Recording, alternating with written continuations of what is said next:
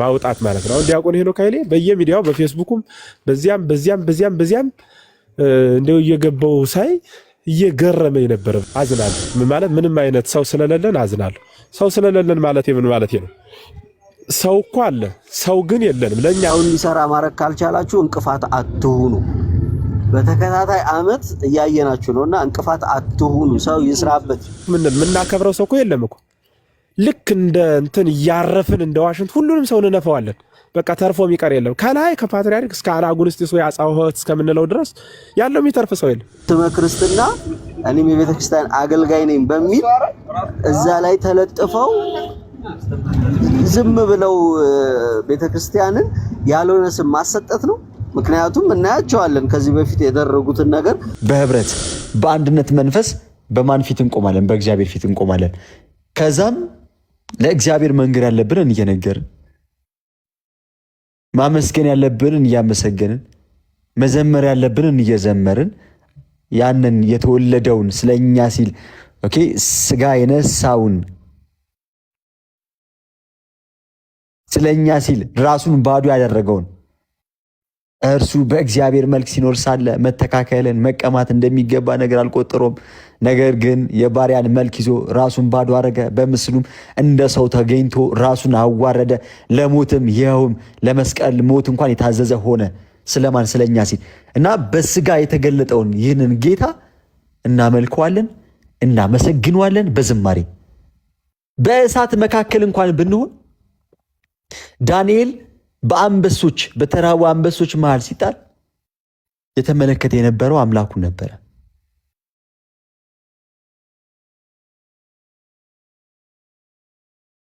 እና በየትኛውም ሰዓትና ሁኔታ ሁልጊዜ በጌታ ደስ ይበላችሁ፣ ደግም ይላለው ደስ ይበላችሁ ይላል ቅዱስ ጳውሎስ። በዛ ሁሉ መከራ ውስጥ ሆኖ እርሱ እስር ቤት ሆኖ በውጪ ክርስቶስ ይሰበካልና ቅዱስ ጳውሎስ ደስታ የተፈጸመልኝ ይል ነበረ።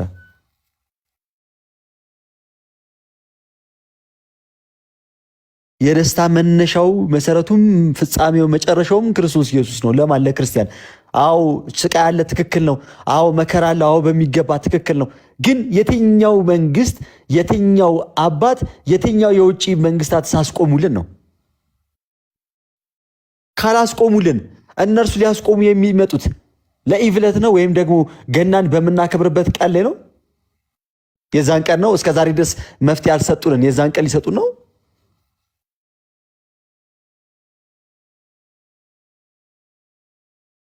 እኛም ደግሞ እንዲህ ብለን አንሞኝም። በቃ ክርስቲያን ሶስት ነገሮችን ማስተዋልና ማሰብ ይኖርበታል ብዬ አስባለሁ። ሁል ጊዜም ዘራችን ክርስቶስ ነው፣ ቋንቋችን ፍቅር ነው፣ ሀገራችን በሰማይ ነው። ብንኖርም የክርስቶስ ነን፣ ብንሞትም የክርስቶስ ነን።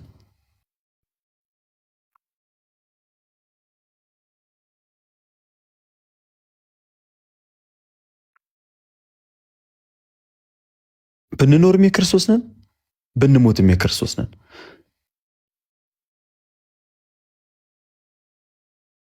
የምናቆመው የአምልኮ ስርዓት የለም።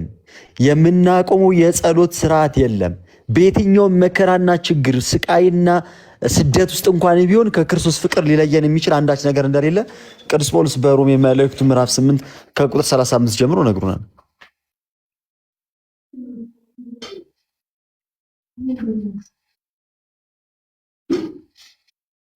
አይደለም እኮ እስከ ዛሬ ድረስ እኮ ነጭ ጥቁር ለብሰንም እኮ ማለት ነው ያገኘነው መፍትሄ የለም።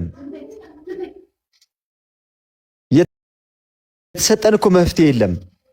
የተሰጠን መልስ የለም። ነጭ ደግሞ የምናደርገው እንደ መላእክቱ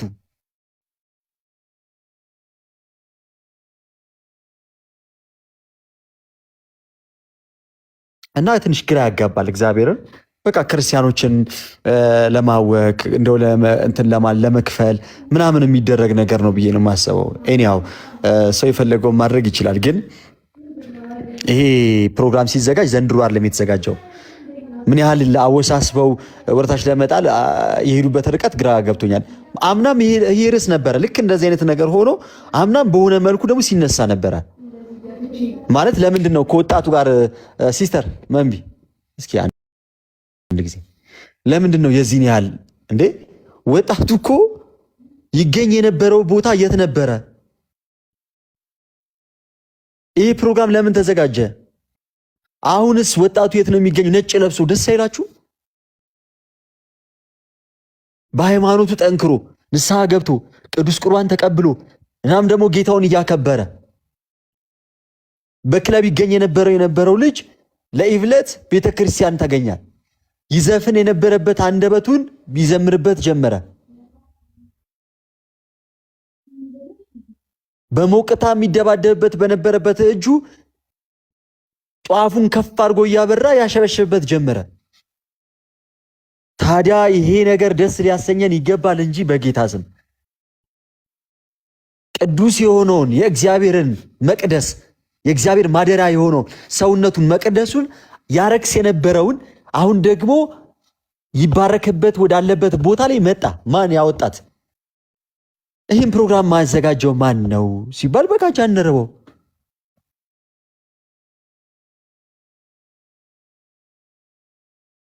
እንዴ ካቻምናም እንደዚህ የሆነ ችግር ነበረ። እንዲህ ነው። አምናም እንደዛው፣ አሁንም ዘንድሮም ደግሞ እንደዛው የሆኑ ችግሮቹ በተቀያየሩን ቁጥር ግን ደግሞ ይሄ ፕሮግራም እንዲስተጓጎል ደግሞ ይደረጋል። ምናልባት እኮ እኔ ያላወቅኩትን እሱ አውቆ ሊሆን ይችላል፣ አላቅም፣ ጌታ በሚያውቀው። እኔ ግን በተረዳሁት መጠን ግን ወጣቱ ሁሉ ወደ ቤተ ክርስቲያን እንዲመጣ ኢቭን ለክርስቶስ እንዲሰጥ አንደበቱን ለዘፈን ሳይሆን ለምስጋና፣ እጆቹን በሞቅታ ለቦክስ ሳይሆን ጧፉን ከፍ አድርጎ ለማሸብሸብ፣ እግሮቹ ወደ ክፋት ሳይሆን ወደ ቅድስና ቦታ፣ ክቡር የሆነ መቅደሱን በኃጢአት እንዲያቆሽሽ ሳይሆን በቤተ መቅደስ ተገኝቶ በቤተ ክርስቲያን ተገኝቶ በምስጋናና በአምልኮ ከዛም ደግሞ መቅደሱን እንዲያስባርክ። ይሄ ነው፣ በዚህ ነው እንግዲህ የተጠራው ሰው። ከዚህ የተለየ ነገር አለ ብዬ አላስብም። በየትኛውም ሰዓትና ሁኔታ ግን ለክርስቶስ ግን ሁልጊዜም ነጭ እንለብሳለን። በየትኛውም ሰዓትና ቦታ ሊሆነን ሁልጊዜም በጌታ ደስ ይበላችሁ፣ ደግሜ እላለሁ ደስ ይበላችሁ ነው የተባለው። ደስታችን በክርስቶስ ነው። መከራ አለ፣ አለ። እስከ ዛሬ ድረስ ስናለቅስ፣ ለቅሶ ላይ ስንቀመጥ፣ ጥቁር ስንለብስ ወያ ያለን አለ፣ የተመለከተን አለ፣ ደርሰውልናል። ለገና ኢቭለት የሚደርሱልን እነርሱ የዛን ቀን እንዲያደርገን አያስኬድም። እግዚአብሔርን አያስኬድም። ክርስቲያኖች በፍጹም እንትን ልንል አይገባም። እግዚአብሔርን በፍጹም እና የለቀቁት ቪዲዮ አለ ደግሞ እየገባችሁ ሼር አድርጉት፣ ሪፖስት ምናምን ነገር አድርጉት። ላይቭ ምናምን ገብቼ ስለማላቅ ቪዲዮ ምናምን ነገር በደንብ ስለማይለቀቅበት እንዲሁም ደግሞ ባን ዋርኒንግም ላይ ስላለ ነው መሰለኝ አላቅም። ቪዲዮዎች ሰዎች ጋር እየደረሱ አይደለም የምለቃቸው ቪዲዮዎች። በቻላችሁት መጠን ሪፖስት አድርጉልኝ፣ ኮፒ ሊንክ አድርጉልኝ እና ደግሞ ሰላም ያገናኘን የዛ ሰው ይበለን። እግዚአብሔር በረዳንና በፈቀደልን መጠን እንሰባሰባለን እና እዛ ጋር አንድ ደግሞ የታናሽነቴን ማለትም ለጃንደረባው ሚዲያ ወይንም ደግሞ ለዚህ ለአላፋት ዝማሬ አዘጋጅ ለክሩ ከደረሳቸው አንድ የኔ ማለትም አንድ የታናሽ ልጅ ደግሞ ምክር ሐሳብ ደግሞ አለ ቢደረግ ብዬ የማስበው ምን አለ ቪዲዮ ላይ ገብታችሁ ብትሰሙት ታገኙታላችሁ። የኔ ሐሳብ ምን መሰላችሁ ጋይስ? እንግዲህ ይሄ ሀዘን ውስጥ ያሉ ቤተሰቦች አሉ። ኦኬ፣ አይኖቻቸው እያየ ቤተሰቦቻቸው ሲታረዱባቸው ያዩ ይኖራሉ። ልጆቻቸውን ያጡ ቤተሰቦቻቸውን ያጡ ህፃናቶችም አሉ። ኦኬ፣ በሞትና በህይወት መካከልም ያሉ አሉ። አሁንም ድረስ በስጋት ውስጥም ደግሞ ያሉ ክርስቲያኖች አሉ። አሁን እነዚህ እንዴት እናግዛቸው ነው? እንደ ክርስቲያን ከኛ ምን ይጠበቃል ነው? መፍትሄ ጋር አይደለም ሄድ አለብን። በጣም ብዙ ሺህ ህዝብ ይሄዳል ብዬ አስባለሁ አይደለ? የታላፋት በዛ በምንሄድበት ሰዓት ላይ መቼስ ለሁላችንም 10 ብር አትከብደንም ብዬ አስባለሁ። ማለት ሊከብደው የሚችል ሰው ይኖራል። እኔ በየሰው ኪስ ውስጥ ሆኜ ላወራ አልችልም፣ ወይም በሰው ጫማ ውስጥ ሆኜ ስለዛ ሰው ላወራለት አልችልም። የሚከብደው ሊኖር ይችላል። ከከበደው ግዴታ ሳይሆን ግን ደግሞ የሚችል ሰው ሁሉም 10 ብር ለመስጠት ተዘጋጅቶ እንዲመጣ ቢነገርና በር ላይ 10 ብር ቢሰበሰብ፣ ኦኬ፣ በር ላይ 10 ብር ተሰብስቦ ከዚህ በጣም ብዙ ሺህ ህዝብ ስለሚኖር ለኛ ለአንድ ሰው 10 ብር ቀላል ሊሆን ይችላል። አቅም ያለው 100 ብርም ያርገው ችግር የለውም። ግን አቅም የሌለው ደግሞ 10 ብር፣ እሱም የሌለው ደግሞ እንዲሁ ይግባ። ወደዛ ቦታ የሚገባው ከፍሎ አይደለም የሚገባው። ይህንን የሚያደርገው በሐዘን ላይ ላሉ ወገኖቹ መጽናናትን እና ደግሞ ከጎናቸው እንዳለን አብረናቸው እንዳለን እንድናሳያቸው፣ በሐዘናቸው ሐዘናችን እንደሆነ፣ ለቅሷቸው ለቅሷችን እንደሆነ፣ የተሰማቸው ስሜት እኛንም እንደተሰማን እኛም ልባችን እንደተሰበረ አብረናቸው እንዳለን ከጎናቸው እንዳለን ለማሳያ የምትሆን የአቅማችን የሆነች ነገር ለማድረግ በአእላፋት ዝማሬ ስም በተሰበሰቡት ህዝብ ስም እና ደግሞ በክሩ ስም ተደርጎ ሁሉም ሰው 10 ብር የቻለ 50 ብር የቻለ 100 ብር ተደርጎ ቢሰጥ እነርሱ ያግዛቸዋል። ቀላል አይደለም የሚረዳቸው ነገር፣ ቀላል ነገር አይሸፍንላቸውም። ከዚህ በበለጠ ደግሞ ወንድሞች እንዳሏቸው ያስባሉ፣ ቤተሰብ እንዳላቸው ደግሞ ያስባሉ። እግዚአብሔር ደግሞ እንዳልተዋቸው የሚያስቡና ደግሞ ስለ እኛም ባደረግና ትንሽ ነገር ደግሞ እግዚአብሔርን ደግሞ ያመሰግኑበታል ነው ዩሲ። ስለዚህ ቀላል ነገር ነች እቺ ነገር ብትደረግ። ሲቀጥል የህሊና ጸሎትም ቢደረግ እናም እንዳረሳናቸው ከጎናቸው እንዳለን ሐዘናቸው ሐዘናችን እንደሆነ ልባችን እስካሁን ድረስ እንደተሰበረ ያጣነውን ፍትህም ደግሞ እግዚአብሔር አምላክ እንደሚሰጠን እዛ ጋር የሆነች ትንሽ ንግግርም ሆነ መክፈቻውም ላይ የሆነ ነገር ቢደረግ ከአእላፋት ደግሞ ይህን እጠብቃለሁ። ሌላው በተረፈ በየትኛው መከራና ቦታ ሰይፍ አንገታችን ላይ ቢደረግ ከክርስቶስ ፍቅር የሚለየን አንዳች ነገር የለም። በአስፈሪ በድቅድቅ ጨለማ ውስጥ ብንጓዝ ከክርስቶስ ፍቅር ሊለየን የሚችል አንዳች ነገር የለም። አሁን እኮ ያልተረዳነው አንድ ነገር አለ። ብንኖርም የክርስቶስ ብንሞትም የክርስቶስ፣ አፋችን ላይ እንጂ ልባችን ላይ ስለሌለ ነው። ብዙ መከራዎች ቤተክርስቲያን አስተናግዳለች። እየተደረገብን ያለው ነገር ልክ ነው እያልኩ አይደለም። እሺ፣ ብዙ መከራዎችን ብዙ ስቃዮችን ቤተክርስቲያን አሳልፋለች። ያላሳለፍንበት ያልገባንበት ማጥ ያልወጣነውም ደግሞ ማዕት የለም። ይህን ሁሉ ስናልፍና ስንመጣ እዚህ ድረስ ስንደርስ ግን የትኛውም የረዳን የውጭ ሀገር ዜጋ ወይም የውጭ ሀገር መንግስት የለም። ያ ማለት ገዳዮቻችን እነማን ናቸው የሚሉትን ወይም እነርሱ በእጃቸው ባይገሉን አስገዳዮቻችን እነማን ናቸው የሚሉትን ለማወቅና ለመረዳት በጣም ቀላል ነው ማለት ነው። ስለዚህ አሁን ጥቁር ለብሰን እንዲመለከቱንና እንዲያዩን የምንፈልገው ወይም የምንጮህላቸው ነጮች እያስገደሉን ያሉት እነርሱ ሲሆኑ ለምን እስከዛሬ ድረስ መፍትሄ አልሰጡንም? ደልቶን እየኖርን ነው? ተመችቶን እየኖርን ነው እንዴ? አረግ አሁን ገና ነው እንዴ መገደላችን የጀመረው? ሞታችን የጀመረው አሁን ነው እንዴ? ነው እንዴ ጋይስ? አሁን ነው እንዴ መሞት የጀመርነው?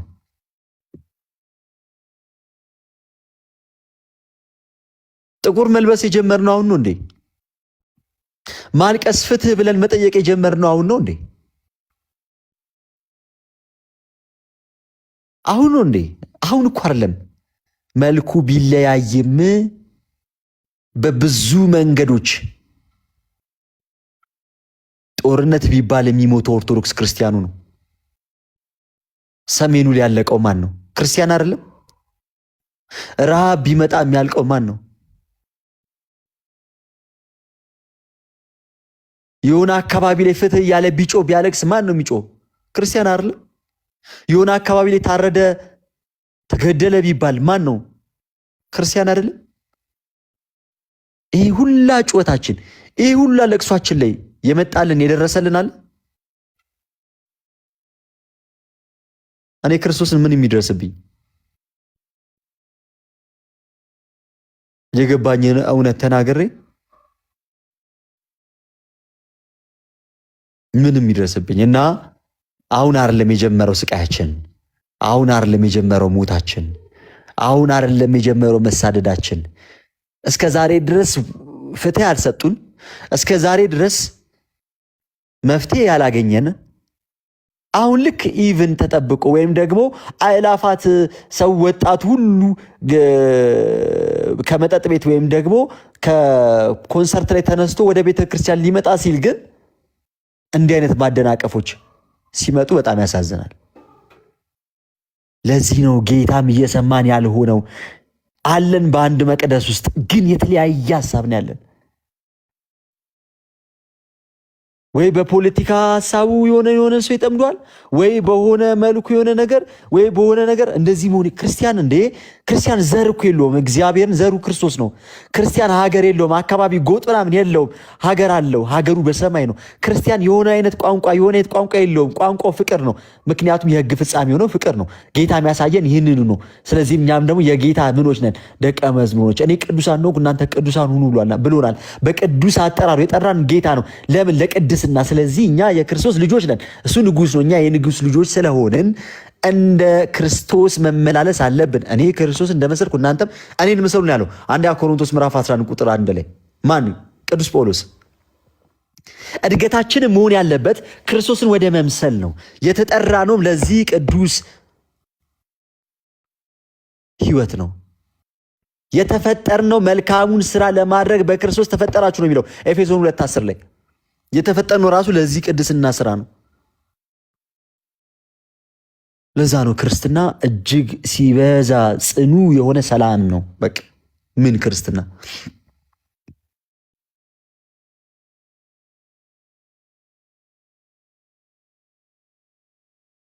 ስለዚህ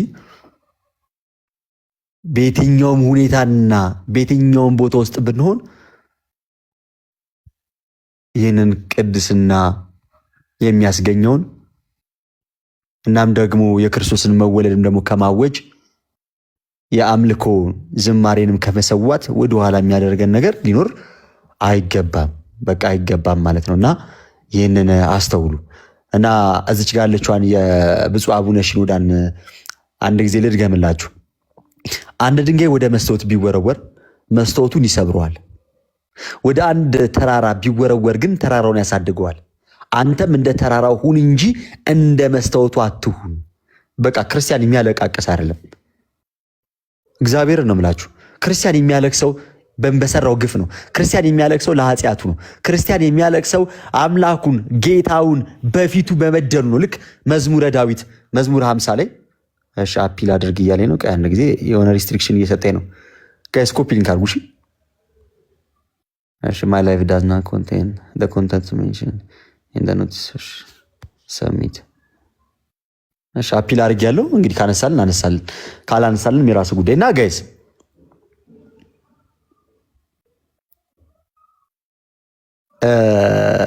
እንደ ተራራው ነው መሆን ያለብን ክርስቲያን። ልክ እንደ ዳንኤል በአንበሳ መንጋጋ መሃል ስንጣል የአንበሶቹ ጥርስ ሳይሆን እግዚአብሔርን ስንመለከት ፍርሃታችን ከኛ ይርቃል። ልክ እንደ ቅዱስ ዳዊት ጎልያድን በጠጠር ግንባሩን ብዬ ጣልኩት ጊዜ ደስ አለኝ አላለም። ዳዊት ንጉሥ ሆኜ የተቀባው ቀን ደስ አለኝ አላለም። ዳዊት ደስ የተሰኘው ወደ እግዚአብሔር ቤት እንሂድ ባሉት ጊዜ ነው። ተመለከታችሁት የዳዊትን ደስታ? ወደ ድንኳኗ ወደ ትንሿ የእግዚአብሔር ቤተ ክርስቲያን ቤት እንሂድ ባሉት ጊዜ ደስ አለው። ማን? ንጉሥ ዳዊት።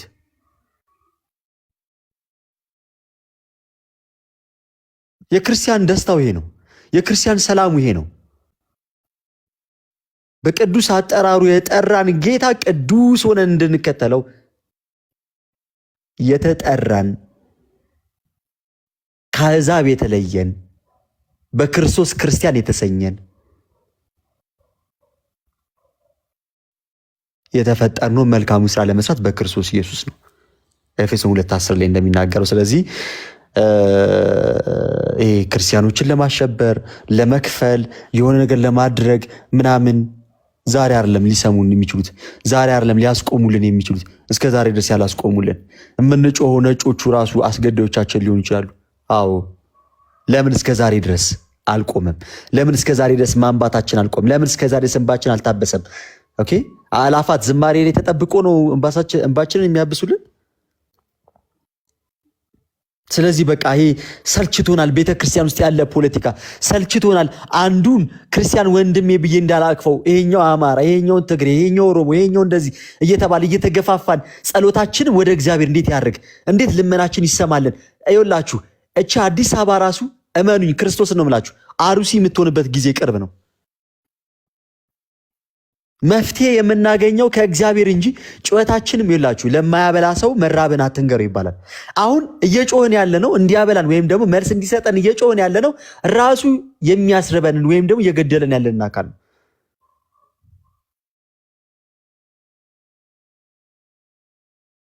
ስለዚህ ካሁኑ መልስ የሚሰጠንን አካል ልንለይ ይገባል።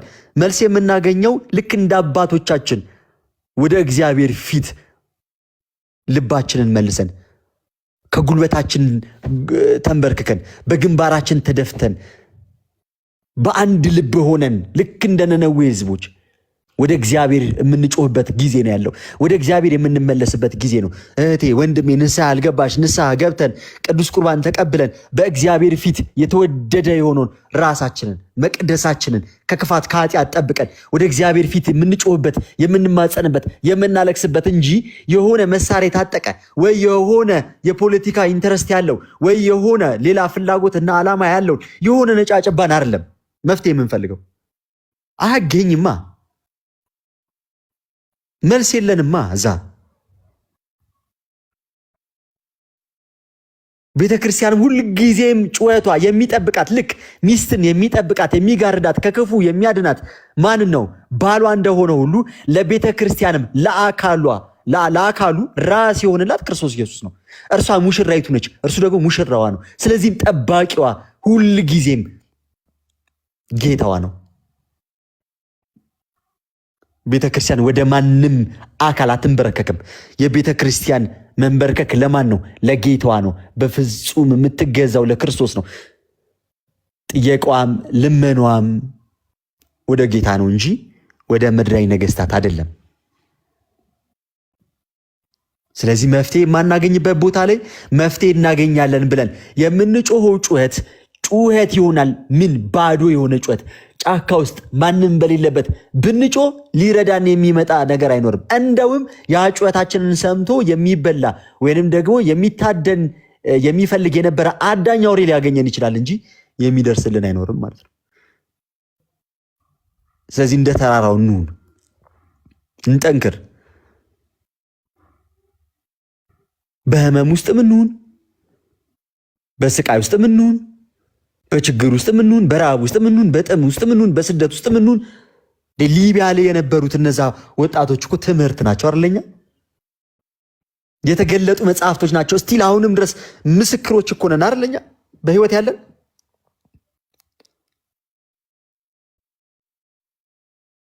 ወደ ሊቢያ ይሰደዱ የነበሩ ወጣቶች ሊያሳልፉላቸው ህይወታቸውንም ሊቀይሩ ትንሽዬ መንገድ ሲቀር በረሃውን አቋርጠው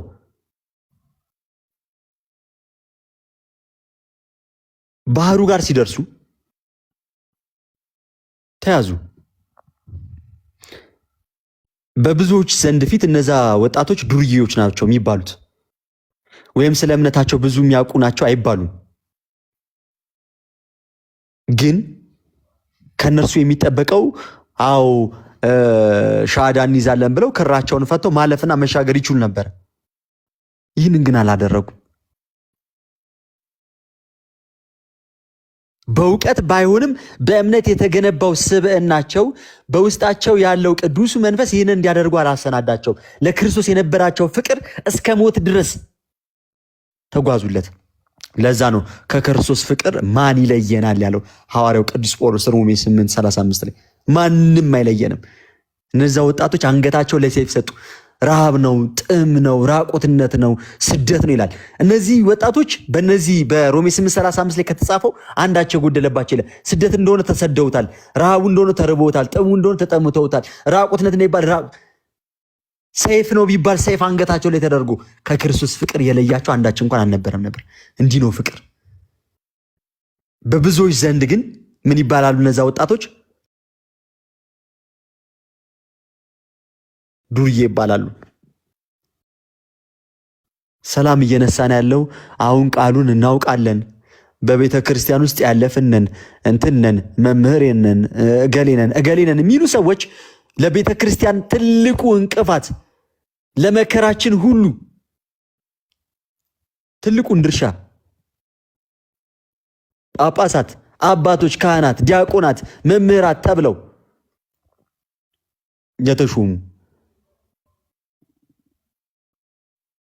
በመንፈስ ቅዱስ ያንን የተሰጣቸውን ታላቅ ኃላፊነት ያልተወጡ ልክ በዚህ በሐዋርያት ሥራ ምዕራፍ 20 ቁጥር 28 ላይ በገዛ ደሙ የዋጃትን የእግዚአብሔርን ቤተክርስቲያን ትጠብቋት ዘንድ መንፈስ ቅዱስ እናንተን ጳጳሳት አድርጎ ለሾመባት ለመንጋው ሁሉና ለራሳቸው ተጠንቀቁ እንዳለ ለመንጋው ሁሉና ለራሳቸው የማይጠነቀቁ በጎና ቸር እረኛ ያልሆኑ በቃ የቤተክርስቲያን መከራ እኮ ነው። ክርስቶስን እኮ አሳልፎ እኮ የሰጠው እኮ 3 ዓመት ከ3 ወር እግሩ ስር ቁጭ ብሎ የተማረው ለሐዲስ ኪዳን ኦኬ ሐዋርያ የነበረው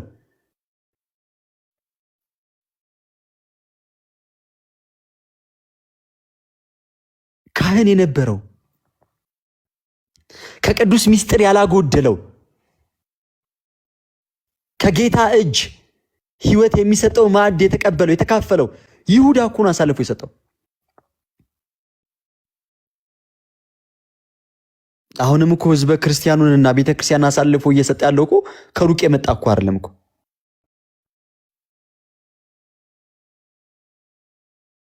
ስለዚህ አምልኮ፣ ምስጋና፣ ውዳሴ የሚቋረጥ አይደለም።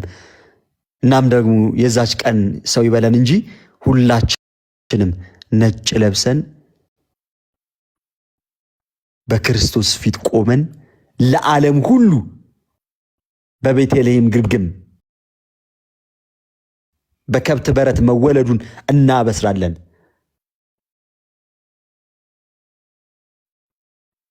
በድቅድቅ ጨለማ ውስጥ ላሉ ኑ በብርሃኑ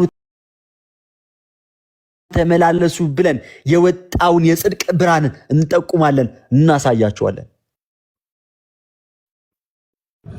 እዚህ ጋር ባሮኬ ይቅርታና ሐሳብን አላቋርጥህ። እዚህ ጋር ነጭ ለብሰን ጣፋችን ይዘን ስንዘምር ኢትዮጵያ ሰላም ነች እያልን አይደለም። የእውነተኛ ብርሃን የሆነው አምላክ ተወለደ እያልን ነው እንጂ ለዓለም የምናበስረው ኢትዮጵያ ሰላም ነች፣ ኢትዮጵያ እንደዚህ ነች፣ ኢትዮጵያ እንደዛ ነች የሚለውን አይደለም። ግን የክርስቲያን ሀገር የሆነችው ኢትዮጵያ በሞት መካከል ላይ ነች። እንደዛም ሆና ግን እውነተኛ ጽድቅ እውነተኛ አምላክ የሆነውን ክርስቶስ ዛሬ በቤተልሔም ተወልዷልና ኑ ይሄንን አምላክ አብረን እናመስግን፣ አብረን እናወድስ ልንል ግን ሻማችንን ጣፋችንን እናበራለን። ከዛ ውጪ ምንም ነገር የለም።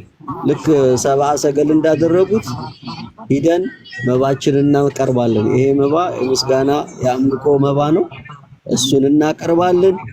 ከዛ ውጪ ምንም አይነት ተልእኮ የለውም። ይሄ ጉዳይ የጃንደረባው ጉዳይ አይደለም። ይሄ ጉዳይ የአንድ የዲያቆን ሄኖክ ጉዳይ አይደለም። የሙሉ ክርስቲያን ጉዳይ ነው። አምላክ ሲወለድ የማይደሰት የለም። እንኳን እኛ እንስሳት ተደስተዋል። የእነሱን ደስታ አብረን ነው የምንጋራው። በቃ አለቀ። ከዛ ውጪ ምንም ነገር የለንም። ይቅርታ ሐሳብን ግን አቋረጡ። ትክክል አንቺ ትክክል። ቪዲዮ ላይ ሙሉን ብያለሁ። አሁን ያነሳውን ሐሳብ እየገባችሁ ነገራችን ላይ የለቀኩትን ቪዲዮ ፒን አድርጌዋለሁ። የመጀመሪያው ላይ ታገኙታላችሁ። ሪፖስት አድርጉት፣ ኮፒ ሊንክ አድርጉት፣ ሼር አድርጉት። እሺ እንግዲህ እንደ ታናሽነታችንም ደግሞ ቢደረግ ብለን ደግሞ የምናስበው ደግሞ ከነርሱ ከወንድምና ከእህቶቻችን ከቤተሰቦቻችን ጎንም ደግሞ መቆም ስላለብን ቢደረግ ብለን የምናስበው ነው። ምክር ሐሳብም ደግሞ ጣል ለማድረግ ሞክረናል። በተቻለ መጠን እሺ ጋይስ፣ በተቻለ መጠን ሼር እያደረጋችሁ ጃንደረባው ሚዲያን ምናምን ሜንሽን እያደረጋችሁ ምናልባት ሐሳቡን ጨርሰው ከሰሙትና እዛ መሀል ያለችዋን ምክር ሐሳብም ደግሞ ምናልባት አስቦት ሊሆን ይችላል፣ ካላሰቡት ደግሞ ሊያስቡበት ይችላሉና ስለዚህም ደግሞ እኛ እዛ ቦታ ላይ ተሰባስበን የምንሄደው እንደው ሞልቶ ደስታ ምናምን ስላለ ሳይሆን ሁልጊዜም የደስታ ጀማሬም ፍጻሜ የሚሆነው ክርስቶስ ኢየሱስ ከእርሱ ጋር ደስ ልንሰኝ ነው። ሁልጊዜ በጌታ ደስ ይበላችሁ፣ ደግሜ ይላል ደስ ይበላችሁ። ቅዱስ ጳውሎስ በየት ነበር ብያችኋለሁ? በሚቀዘቅዝ ጉድጓድ ውስጥ እግር ከውስጥ ታስሮ በእስር ላይ ያለ እኔ እዚህ ሳለው በውጭ ክርስቶስ ይሰበካልና ደስታ የተፈጸመ ይላል። ደስ ይበላችሁ ይላል። ደስ ብሎኛል ይላል። የሚገርማችሁ አሁን ጊዜ አታችሁ ላልጠየቁት እንኳን ሰዎች ማለት ነው መጥተው እስር ቤት ላልጠየቁት ሰዎች እንኳን ጊዜ አታችሁ አልመጣችሁም እንጂ ብታገኙት ኖሮ መታችሁ ጠይቁኝ ነበረ እያለ ደግሞ ስለነሱም ደግሞ ደስ እንደሚሰኝ ደግሞ ይጽፋል።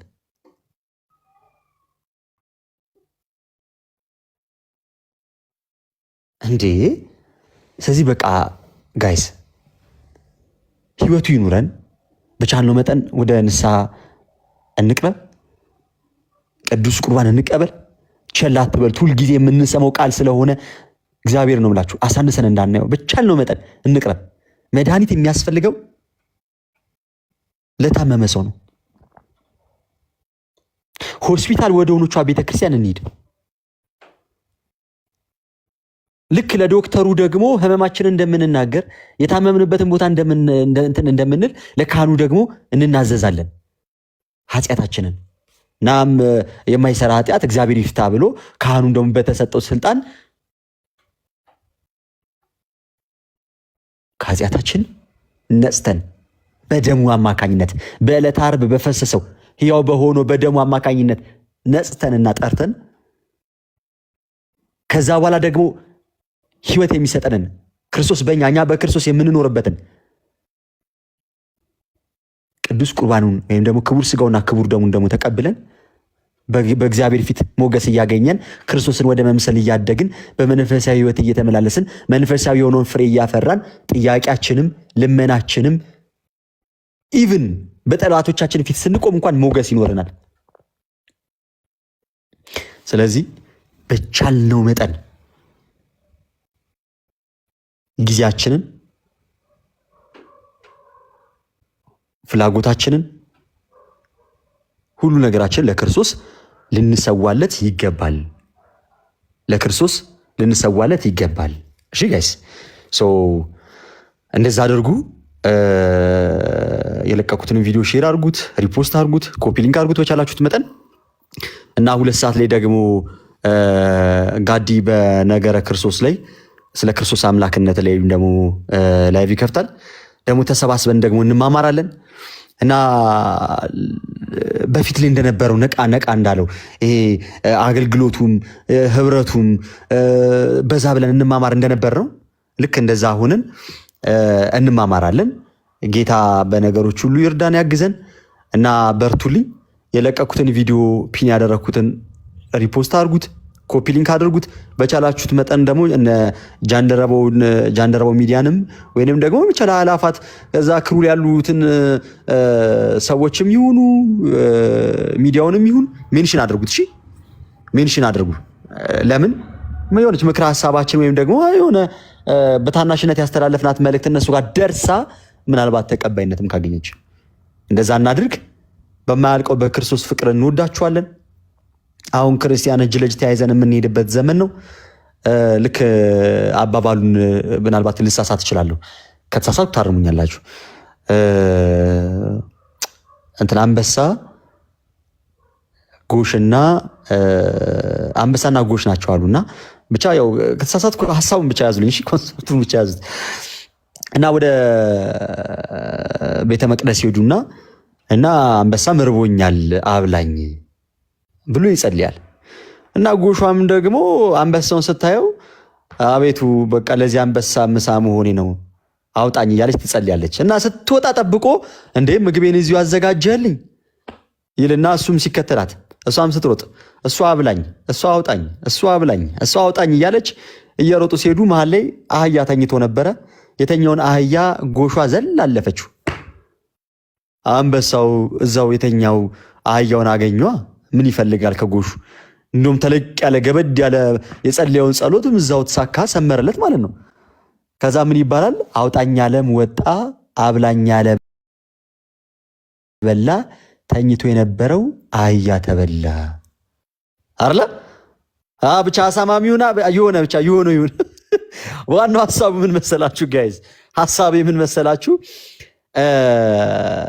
መጸለይ ያለብን ጸሎት ከእግዚአብሔር ጋር መነጋገር ነው።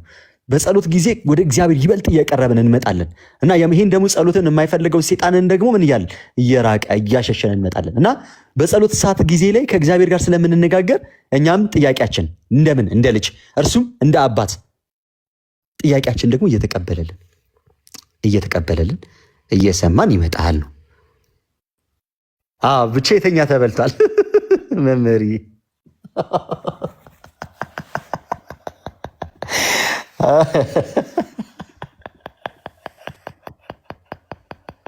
እንዴት አሉልኝ መምህር? ምን አለ እንዴ ፈገግ አደረከኝ እኮ ብቻዬን ቁጭ ብዬ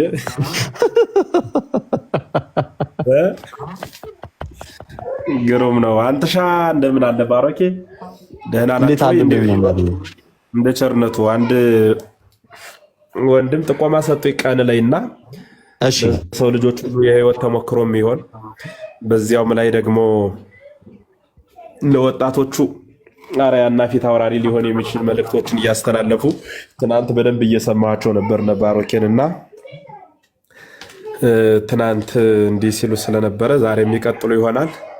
ሰዓት ካለ ብትሰማቸው ብለውኝ ነበርና አጋጣሚ ስገባ ደግሞ የተኛ ሰው ሲበላ ደረስኩና አለመተኛት ከመበላት ያድናልና ግሩም ነው። መልእክቱ ድንቅ ነው። እናደምጣለን። የያዛችሁትን በደንብ ቀጥሉ። መንፈሳዊ ጥያቄ ሲኖር ደግሞ እኛ እናስተናግዳለን ማለት ነው እና ላይም ታችም ያላችሁ ሁላችሁን ደህና ሰነበታችሁ ብያለሁ። ተጥፋፍተናል። በዚህ ሚዲያ ብዙም የለንም። ዛሬ ደግሞ እንዲሁ ብቅ ብለናል ማለት ነው። አጋጣሚ እንኳን ደህና ቆያችሁን ሁላችሁ።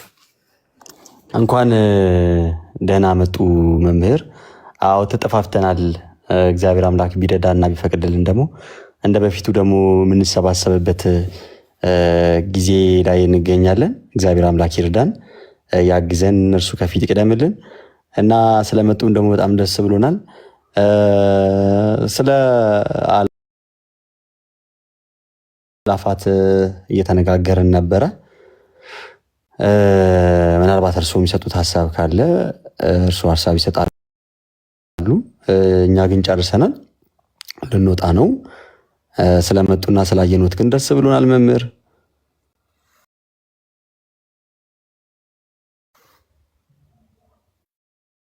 አላፋትን በተመለከተ እኔም ደስ ብሎኛል ስላገኘኋችሁ። ብዙ አይነት ሀሳቦች ወቅቱን መሰረት አድርገው እየተነሱ መሰለኝና እስካሁን ምንም አላልሁም። በጣም ብዙ ሰዎች በውስጥ ግን ይጠይቁኛል። እንደዚህ አይነት ሀሳብ ይነሳል፣ ልክ ነው ወይ አይደለም የሚሉ ሀሳቦች ይመጣሉና መዘመር ወንጀል ነው ብሎ ማስተማር ጥሩ ነው ብዬ አላምንም። የቢራ ጠርሙስና የውስኪ ጆሮ ጨብጦ የሚዘለውን ትውልድ ያልነቀፈ አንደበት የሚዘምርን ለመዝሙር የተሰባሰበን ትውልድ አትሰባሰቡ ብሎ መናገር ትክክል ነው ብዬ አላምንም፣ በእኔ በኩል ማለት ነው። ነገር ግን እንደየጊዜ ግብሩ የመከራ የልቅሶ ሰዓት ከሆነ ደግሞ እግረ መንገድ በዝማሬው በዚያ ስም ተሰባስቦ መከራ ላይ እንደሆን የካህናቱ መታረድ፣ የምዕመናኑ መሰደድ፣ ቤተ ክርስቲያን ከምን ጊዜውም በላይ ስደት ላይ መኖሯንና በተረጋጋ መልክ እንድትቀጥል ለማድረግ ሁላችንም በጸሎት አስበን ብለን ወደ ቅዱሳኑ አባቶቻችን በጸሎት እንዲያስቡን ምንለምንበት መስሚያ በእርግጥ የላቸውም። መስማት ለሚችሉ የመንግስት አካላት ድምጻችን የምናስተጋባበት። ይሄ ማለት ሰላማዊ ሰልፍ እያልሁ አይደለም። በንግግር ብቻ ሳይሆን በምንለብሳቸው ልብሶች፣ በሀዘን ልብሶች፣ በተሰበረ የልቦና እንቅስቃሴ በዚያ በኩል እንዲያዩን እንዲመለከቱን ማድረግ ይቻላል። እንዲያ የሆነ ግን ደግሞ በእሳት መካከል ሆነው ነው አይደል? አናንያ አዛርያ እኮ በዳዊት መዝሙር ተጽፎ ወይ በትንቢተ ዳንኤል ላይ የምናገኘው በእሳት ውስጥ ነው የዘመሩት ነው። መዝሙር ነው። መዝሙር በነገራችን ላይ የመከራ ውጤት ነው። በዚያ መከራ ውስጥ ደግሞ የማይረሳ እግዚአብሔር መኖሩን ያዩ አበው አባቶቻችን የዘመሩት ዝማሬ ነውና መዝሙሩ መከራ ላይ ስለሆን በቃ ይቅር ይባረር ይቆረጥ ይፈለጥ ብሎ መናገሩ ትክክል ነው ብዬ አላምንም። አንዳንዴ ጽንፍ ሲያስይዞ ተልኮ ምንድነው ምናምን ዲያቆን ሄኖክ ኃይሌ ለኢትዮጵያ ኦርቶዶክስ ተዋሕዶ ቤተክርስቲያን ብዙ አስተዋጽኦ ያደረገ በዚህ ትንሽ እድሜው በርካታ መጻሕፍትን የጻፈ ብሉያት ከሐዲሳት የተስማሙለት ሊቃውንት ከመነኮሳት ያልተጣሉበት የዘመናችን ለወጣቶች አርአያ የሚሆን ፊታውራሪ ግንባር ቀደም ነው። ትናንት በወንጌሎቹ እንኳን ሌላው ምዕመናኑ እኛ መምህራኑ ራሱ የስብከት ዘዴ የተማርንበት ልጅ ነው። ይሄን የመሰለ እንቁ የሆነ ወንድም አሁን ካለው የፖለቲካ ትኩሳት ጋር ወስዶ ለጥፎ ተልኮ ምንድነው ምናምን እያሉ መተቸቱ ግን ለኔ ክርስትና መለኪያ የስብዕና መገለጫ ነው ብዬ አላምንም። ትክክልም አይደለም። እንደ ሀገር ነው እንደ የተሳሳት ነው።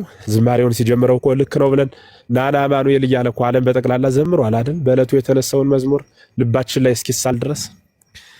አሁን ደግሞ አዲስ ነገር ሲከሰት እኔ እንደ መቃመስዬ እንደ እስራኤላዊ ትውልድ የተገለባበጠ ነገር ለኔ ትክክል አይደለም።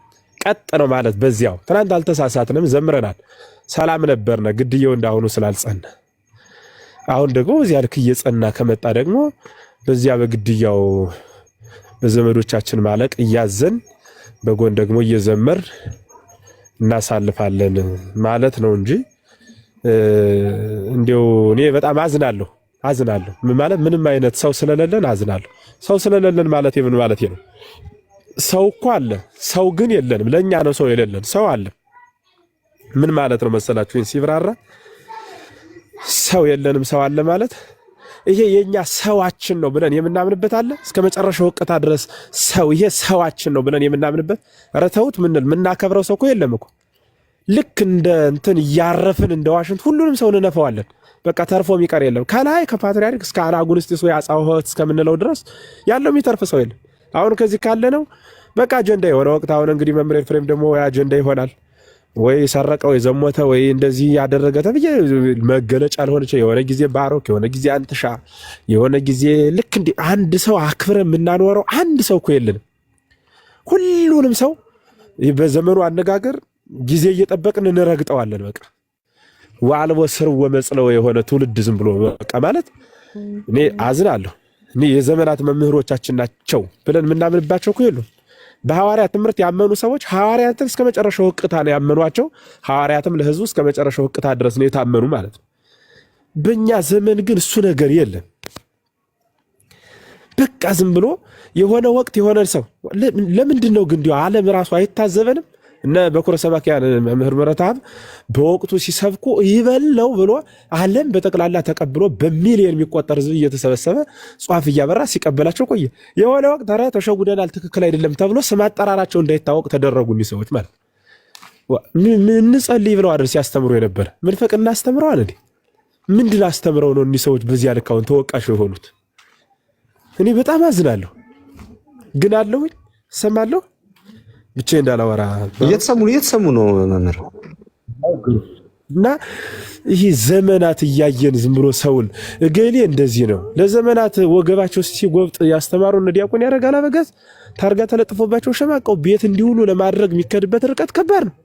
ጳጳሳቱን እንደዚያው መምህራኑን እንደዚያው ሁሉን በቃ እንዲያደርገን አሰድደን ተችተን በቃ የሆነ የተከበረ እኮ እገሌኛ ሰዋችን ነው ምንለው ሞገስ ያለው ሰው እኮ የለም። በቃ ሁሉም ችግር አለበት ነው በቃ ሁሉም። አዎ እውነት ነው። ቤተክርስቲያን እንደ ካቶሊክ መሪው አይሳሳትም ብላ የምታምን አይደለችም። ሲስት ትጠርባለች። ግን እኛ ያልሳተውን ሁሉ የመጥረብ ልምድ አለብን። እንዲያው ዝም ብለን በቃ እንዲያው አመል ማውጣት ማለት ነው። ዝም ብሎ መተቸት ዝም ብለን እና ከዚህ አይነት ጫጫታና ጋጋታ ስርዓት አልበኝነት ራሳችንን ማውጣት ማለት ነው። ዲያቆን ሄኖክ ኃይሌ በየሚዲያው በፌስቡኩም በዚያም እንደው እየገባው ሳይ እየገረመኝ ነበረ። በቃ ጀርባው መጠናት አለበት፣ የውጭ ሀገር እንደዚህ ተልኮ ይዞ ነው፣ ይሄ ልጅ እንደዚህ መደረግ አለበት፣ እንደዚህ መሆን አለበት ምናምን። እንዴ በጣም ያስ ቤተክርስቲያን ምን አሳጥተው ነው በዚያ ልክ አሁን ይሄ ልጅ አሁን እንደዚያ ምንድነው ያሳጣቸው? አክብራ በጳጳሳት ድራ በክብር ከፍ አድርጋ በአሃት ቤተክርስቲያን ውይይት ላይ እየመደበች የምትሰደው ልጅ ብላ በክብር ያስቀመጠችው ተርፎት ንብረት እኮ ህትመቱ ሁሉ የሚያሳትማቸው መጽሐፍት የቤተክርስቲያን መረዳጃ የሆኑ ብሎ ያስረከበ ወንድማችን ነው አይደል? እንዴት አሁን እሱ ምን አጥቶ ነው ከሌላ በገንዘብ ተልኮ ይዞ ይመጣል ብሎ በዚያ ልክ? እኔ እንጃ ብቻ አዝናለሁ።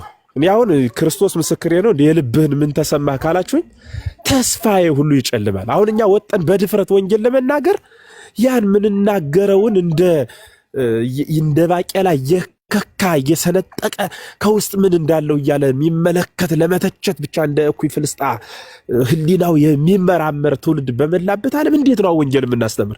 ያለ ስላሳ ቃላት ያን ሁሉ ምስጢር እነ ዲያቆን ሄኖክ ኃይሌ ከህፃነታቸው ጀምሮ ሰንበት ትምህርት ቤት ያስተማሩት ለነሱ ክብር የሌለው ሰው እኛ ጉባኤ ቤት ኑረን ተደብቀን አሁን አምና ለተገለጠ ነው እንዲሁ ብንስት ይዝ ያስተምረናልና ነው ሳንስት ለማጥመም በዚህ ልክ የሚሮጥ ከሆነ እና እኔ በጣም አዝናለሁ። እግዚአብሔር ምስክሬ ነው። እንዲሁ ቀስ አድርጎ እኮ ዲያቆን ሄኖክ ኃይሌ እስከዛሬ ለነበረው ጥሩ ነው የአእላፋት ዝማሬ፣ በዚህ ዓመት ግን መከራ ላይ ስለሆን ቢቀርስ ብሎ እኮ ሀሳብ መግለጽ እኮ ጥሩ ነው። በእርግጠኝነት እኮ በስልክ ደውሎ ያናገረው በአካል ጠርቶ ስለ ድምጽ የጥራት ይቅርታ ጉንፋን ይዞኝ ነው እና በቢሮ ደረጃ ጠርቶ ያወያየው ምንም ሰው እኮ አይኖርም። በእርግጠኝነት አሁን ቢፈተሽ ገል ያናግሮታል ወይ እምቢ ካልሆነ ብሏል አላለም። ይህ ሰውዬ ያናገረው ሰውም ያለ አይመስለኝ። ዝም ብሎ ግን በሚዲያ ገና ወራቱ ሲደርስ ለምን እንዲህ ይደረጋል? ኦኬ ወንድም አለም ይቅር በለኝ፣ ቀጥል አንትሻ ጨርስና በኋላ ቢሆን ሐሳብ ሰጣለሁ። እኔ የትም ስለማልሄድ የታየኝና የተናገርሁ ተቃራኒ ሆኜ ከሆነ ታመሻችሁበት ጋራ እንግዲህ ይቅር በሉኝ። የግድ እናንተ ሐሳብ ጋር መግጠም አይኖርብኝም። አንትሻ የሚለው ነገር ካለ ይበልና በኋላ እኔ ነው። ኦኬ ዙሮ መጨረሻ ሐሳቤ ምንድነው? መጠቅለያው ሐሳቤ እንዲሁ ሰውን ማክበር ቢለምድብን እንዲሁ ዝም ብሎ የሆነ ዘመን ወደ ሆነ ቦታ መዝመም ከዚያ ደግሞ አሁን ደግሞ በቃ እሱን ትተነዋል የሚባል እንደ ሀገር እንደ ግለሰብ ሊስት ሊመላለስ ይችላል። ግን እንደ ቤተክርስቲያን እንደ ተቋም ስንከተለው የነበርነውን ታሪክ እያፈረስን እየዞረ ደግሞ ይሄ አይደለም እያልን ሰውን ከማሸማቀቅ ራሳችንን ብንጠብቅ ለማለት ነው።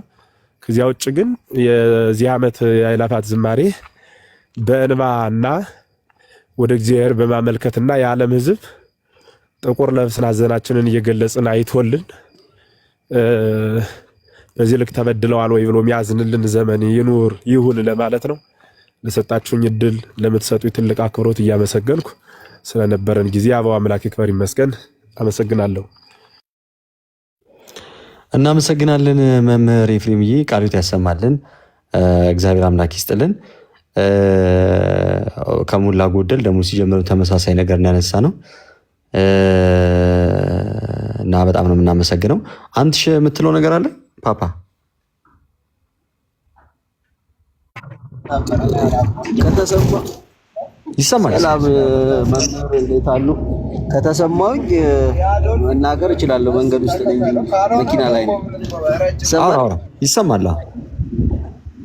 እሺ እኔ ተቺዎቹ በጣም የሚያስቁኝ ነገር ምንድነው መሰላችሁ? ምን ሰርተው ነው ስራ ምን ሰርተው ከዚህ በፊት ይሄን ሰርቻለሁ የሚሉ ሰዎች ናቸው አሁን ሰውን እየተቸ ያሉት። ለዚህ ቤተክርስቲያን ይሄንን አድርጌያለሁ፣ ለዚህ ምእመን ይሄንን አድርጌያለሁ። በቃ አድርጌያለሁ ሲባል ምእመን ከቤተክርስቲያን እንዳይወጣ ሊሆን ይችላል፣ በማስተማር ሊሆን ይችላል፣ ህዝቡን በመጠበቅ ሊሆን ይችላል። በቃ በተሰጣቸው የአገልግሎት ልክ ምን አድርገው ያውቃል? ወይንስ ቤተክርስቲያን ላይ እንደወገብ ቅማል ተቀምጠው መቦጥቦጥ ነው የያዙት እነዚህ ሰዎች? ግራ የሚገባኝ ማለት ነው። በስመ ክርስትና እኔም የቤተክርስቲያን አገልጋይ ነኝ በሚል እዛ ላይ ተለጥፈው ዝም ብለው ቤተክርስቲያንን ያልሆነ ስም ማሰጠት ነው። ምክንያቱም እናያቸዋለን ከዚህ በፊት ያደረጉትን ነገር በቤተክርስቲያን ስም ምን ያህል ለራሳቸው ጥቅም ሲሰሩ እንደነበረ ማለት ነው።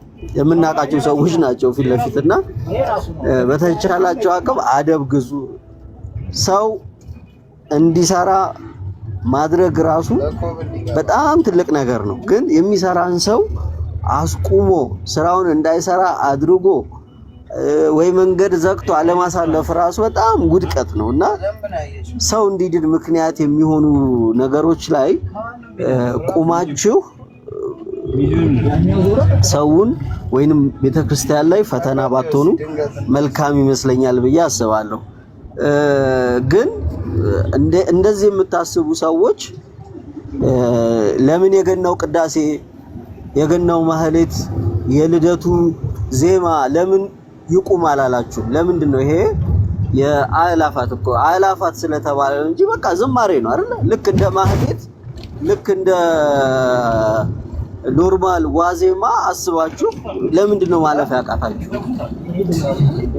ለምንድን ነው ሁሉ ነገር እኛ ያልነው እኛ ያልተናገርነው ነገር ካልሆነ የምትሉትና ፕሊስ በተቻላችሁ አቅም አደብ ግዙ። ሰው እንዲሰራ ማድረግ ካልቻላችሁ እንቅፋት አትሁኑ። በተከታታይ አመት እያየናችሁ ነውና እንቅፋት አትሁኑ። ሰው ይስራበት። ቢያንስ እቺ ቤተክርስቲያን እንደ ሀቢብ ጊዮርጊስ አይነት ሰው ይውጣላት። በቃ የምሬን በቃ ይውጣላት። ሰው ያገኛችሁትን ብቻ ለመኮርኮም ያገኛችሁትን ብቻ ወደታች ለመቅበር አትቸኩሉ እባካችሁ። በእግዚአብሔር ስም በቤተ ክርስቲያን አምላክ ስም ይዛችሁ ቀተውን የሚሰራ ሰው አለ። ይበርታ። እግዚአብሔር ያግዘው፣ መንፈስ ቅዱስ ያግዘው፣ ያበርታው። ሰው ነውና ይወድቃል፣ ሰው ነውና ይደክማል። በቃኝ ብሎ ቢወጣ እስከዚህ ቤተክርስቲያን የእናንተ ነገር ሰለቸኝ ብሎ ቢወጣ እስከዚህ ቤተክርስቲያን ማን ተጠያቂ ሊሆን ነው? ግን ያው ትምህርትን የሚያክሰው ከቤተክርስቲያን ሊወጣ አይችልምና እባካችሁ ተው፣ ይስራበት። ቢያንስ ይመልስበትና እዛ ፕሮግራም ላይ ምህላ ላይ ይደረግ የምትሉ ሰዎች ይኸው ቆይቷል። እንግዲህ መሐረነ አብ ከተጀመረ ማለት ነው ቢያንስ ከ15 ቀን በፊት እዚህ ኪዳነ ምሕረት አየር ጤና ኪዳነ ምሕረት መሐረነ አብ ተጀምሯል። መሐረነ አብ ሲጸለይ እንግዲህ ለሁሉም ነው፣ ለሞተውም ላለፈውም ለሚመጣውም ነው አይደል? ስለዚህ ይሄ ጸሎት እየደረሰ ነው። በቃ ከዚህ በላይ ምን ይደረግ ነው የምትሉት? እና ብዙ ለፈለፍኩኝ ባሮኬ እግዚአብሔር ይስጥልኝ። አመሰግናለሁ ይሄን ድል ስለሰጠኝ። ቴንክ ዩ። እሺ እግዚአብሔር አምላክ ያክብራችሁ። እግዚአብሔር አምላክ ይስጥልን። ቃለ ሕይወት ያሰማልን ሁላችሁንም። መምህር ሐሳብ አሉት ያልጨረሱት? እሺ አይ ብዙም ሰፊ ነገር አልልም። እሺ ቀጥሉ። አዲስ ሲለው ከነበረው ጋር ተያይዞ የልደቱ የሌላው እንዴት ይቁም አልተባለም ብሎ ሐሳብ ሲያነሳ ነበርና የልደቱ ይቁም አይቁም እሱ በየትኛውም አይነት ሰዓትና ጊዜ የሚቆም ጉዳይ አይደለም። ከዚህኛው ጋር የሚነጻጸርም አይደለም። አንዳንዴ የሆነ ነገር ለማስተካከል የሆነ ስህተት እንዳንስት ጥንቃቄ